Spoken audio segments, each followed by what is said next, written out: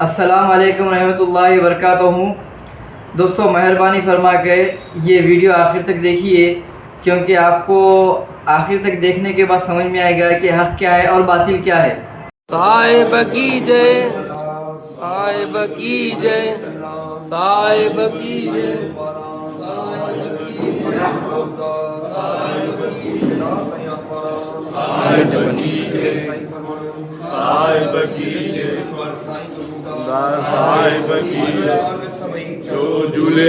کوا جو ہے نا، کوا شکل سے تو حلال نہیں لگتا، لیکن کوے کو اگر بند کر کے صاف غذا کھلائی جائے چند دنوں تک تو پھر اس کا کھانا حرام نہیں ہے۔ سمجھ رہے؟ اس پہ کلپ نہیں بنا دینا کوا حلال لیکن نیا فتویٰ ہے۔ کوا اگر باندھ کے رکھا جائے اور اس کو کئی دنوں تک صاف غذا کھلائی جائے، صاف ستھری غذا، تو پھر وہ حرام، اس کا کھانا جائے۔ آپ مولانا طارق جمیل کے گھر گئے تھے، کس چیز پر بات ہوئی تھی؟ ہم نے ان سے ایک بات کی تھی کہ آپ لوگوں کو تبلیغ کرنے کے لیے پوری دنیا میں پھرتے ہیں، کل قیامت کے دن یہ نہ کہہ دینا کہ اللہ مجھے کوئی بھی بتلانے کے لیے نہیں آیا۔ ہم اس کے گھر گئے اور ہم نے ان کو بتلایا کہ آپ کا طریقہ گمراہی کا طریقہ ہے، صحیح طریقہ کتاب و سنت ہے، قرآن اور حدیث، اللہ اور اس کے رسول کی اطاعت۔ جس طریقے پر آپ چل رہے ہیں یہ طریقہ اسلامی نہیں، اور اس لیے ہم آئے ہیں اتنی دور کا سفر کر کے کہ کل آپ یہ نہ کہیں اللہ سے مجھے تو کسی نے کچھ نہیں بتلایا۔ وہ کہنے لگے ہم تو آپ کو حق پر سمجھتے ہیں۔ میں نے کہا ہم آپ کو باطل پر سمجھتے ہیں، اسی لیے تو آئے ہیں۔ اگر آپ بھی حق پر ہیں، ہم بھی حق پر ہیں، آنے کی ضرورت ہی نہیں تھی۔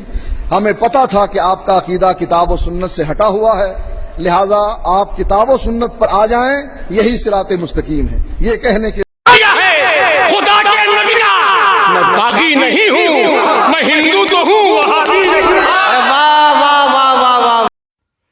السلام علیکم ورحمۃ اللہ وبرکاتہ۔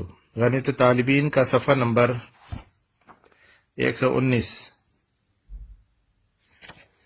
اس میں شیخ عبد القادر جیلانی رحمۃ اللہ علیہ بدعتیوں کی خصوصی پہچان بتا رہے ہیں کہ بدعتیوں کی کچھ خصوصی نشان ہیں جن سے ان کی شناخت ہوتی ہے۔ اہل حدیث کو برا کہنا بدعتیوں کی نشانی ہے، اور اہل حدیث کو نازبی خارجی کہنا رافضیوں کی علامت ہے۔ اب مجھے جو رافضی کہہ کر بلاتے ہیں، خارجی کہہ کر بلاتے ہیں، وہ رافضی ہیں بیسیکلی۔ شیخ عبد القادر جیلانی کو ماننے والے تو اس بات پہ ضرور یقین کریں گے کہ وہ خود بدعتی ہیں، کہ وہ اہل حدیث کو برا بلا کہتے ہیں۔ اور اس میں ایک خاص بات یہ ہے کہ اہل سنت، یہ نیلے رنگ سے جو ہائی لائٹ ہوا ہوا ہے، اہل سنت کا صرف ایک ہی نام ہے، وہ ہے اہل حدیث۔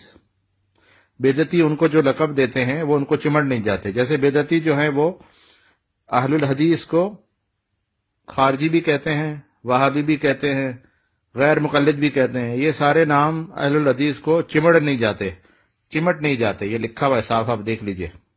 بدعتیوں کی کچھ خصوصی نشان ہیں جن سے ان کی شناخت ہوتی ہے۔ اہل حدیث کو برا کہنا بدعتی کی نشانی ہے۔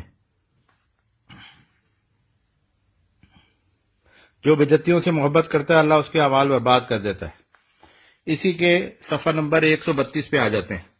اس صفحہ نمبر 132 میں مرجیہ کے 12 فرقے ہیں، جس میں سے 9واں فرقہ حنفیہ ہے،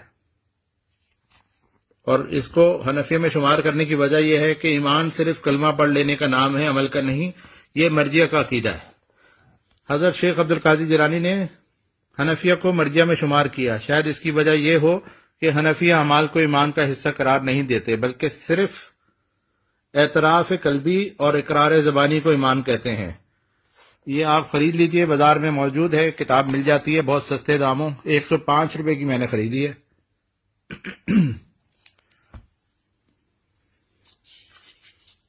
حیدرآباد کراچی سے، بہت پرانی خریدی ہوئی، 105 کی شاید اب نہ ملے آپ کو، لیکن یہ 1990 کی ہے، 1990 میں خریدی تھی۔ ہم اپنی جہالت کو چھپانے کے لیے یا کم از کم حزب مخالف کے فرد پر اپنے علمی دھوس جمانے کے لیے اتنا باؤنڈ کر دیتے ہیں، ڈرا دیتے ہیں، نہ وہ کچھ سے ہم سے پوچھے گا اور نہ ہم جواب دیں گے۔ تمہارے راستے پہ، ہم ہمارے راستے پہ۔ یہ وہ خطرناک ماحول تھا جو 40 سال سے میں نے دیکھا. ریزلٹ ہی آیا. ہماری سنی قوم، جس قوم کے لوگ ہندوستان میں 90% صرف جلسہ جلوس کرتے ہیں، کھربوں روپے پر ایئر جلسوں پہ ہم سنیوں کے خرچ ہوتے ہیں. اللہ کی عزت کی قسم، جتنے جلسے ہمارے ہوتے ہیں ہمارا سنی اتنا ہی جاہل ہے. غلط تو نہیں کہتا میں؟ کیوں؟ یہ انرجی جو ہم صرف کر رہے ہیں، یہ پیسے جو ہم خرچ کر رہے ہیں، اس کا ریفنڈ کیا ہے ہماری قوم کو؟ کیا ملا ہماری قوم کو؟ ہمارے سنی کو 90% یہ پتا نہیں ہے کہ سنیت کیا ہے، جبکہ ہر دیوبندی اہل حدیث جانتا ہے کہ دیوبندیت کیا ہے، وہابیت کیا ہے. اب تو فرق یہی ہو گیا ہے، جو نیاز فاتحہ نہ کرے وہ دیوبندی ہے، اہل حدیث ہے، اور جو نیاز فاتحہ کرے وہ سنی ہے. جو مزار پہ نہ جائے وہ دیوبندی ہے، غیر مقلد ہے، اور جو جائے وہ سنی ہے. جو دیگ چڑھائے وہ سنی ہے، جو نہ چڑھائے وہ سنی نہیں ہے. جو کھڑے ہو کے سلام پڑھے وہ سنی ہے، جو نہ پڑھے وہ سنی نہیں ہے. کیا لاجک ہے؟ میں نے تو کہیں نہیں پڑھا، نہ قرآن میں نہ حدیث میں، کہ اس طرح کرنے والا سنی ہوتا اور اس طرح نہ کرنے والا دیوبندی ہوتا ہے. ہم نے کہیں نہیں پڑھا. کسی نے پڑھا ہے تو مجھے سمجھا دے.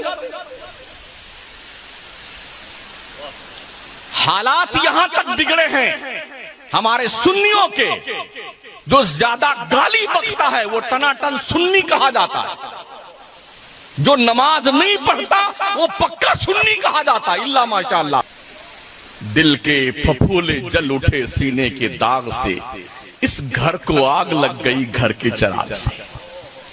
پوچھئے شفیق ملت سے، کیا نماز چھوڑ کے ولایت کا یہ درجہ ملا؟ پوچھئے خواجہ معین الدین چشتی سے، کیا نمازیں آپ نے چھوڑی؟ ہم نے جب ان کی ہسٹری پڑھی تو میرے خواجہ نے 70 سال تک یہ پیٹھ زمین سے نہیں لگائی ہے سونے کے لیے.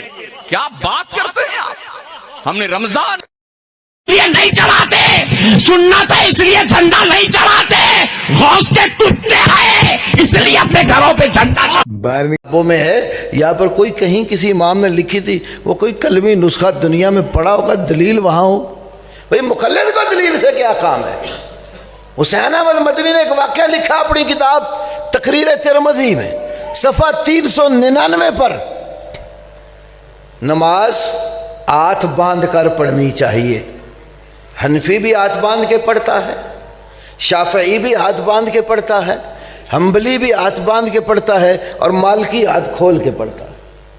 تو واقعہ اس نے کہا ایک مالکی جو ہاتھ چھوڑ کر نماز پڑھتا ہے، اس کے پاس تینوں گئے، حنفی، شافعی اور حنبلی. تینوں نے جا کر اس کو کہا ہم تینوں ہاتھ باندھ کر نماز پڑھتے ہیں اور تو اکیلا ہاتھ چھوڑ کے کیوں پڑھتا ہے؟ اس نے ان کو کہا تمہیں پتہ ہے کہ میں امام مالک کا مقلد ہوں، اور دلیل کا پتہ ہوتا تو تقلید کرتا. دلیل پوچھنی تو جا کے مالک سے پوچھو، مجھ سے کیوں پوچھتے ہو؟ وہ تینوں چپ ہو کر واپس آ گئے، کیونکہ ان کو بھی پتہ لگ گیا کہ مقلد کا کام نہیں ہے دلیل پوچھنا. مقلد کے لیے دلیل قول امام ہے. جیسے مسلم الثبوت کے اندر عمل مقلد ہو فمستندہ قول مجتہد ہی، مقلد کی دلیل تو اس کے امام کا قول ہے. اور توضیح تلویح فقہ حنفی کے اصول کی بڑی معتبر کتاب ہے، مدرسوں میں آخری سال میں پڑھاتے ہیں. اس کتاب میں لکھا ہے اما المقلد فیقول ھذا الحکم واقع عندی لانہ ادى الیہ رائے ابی حنیفہ. مقلد کہے گا کہ یہ مسئلہ میرے نزدیک اس لیے ایسا ہے کہ امام ابو حنیفہ کی رائے مجھے اس کے مطابق یہ پہنچی ہے. تو وہ حنفی مقلد ہو ہی نہیں سکتا جو سیدھی طرح دلیل مان جائے.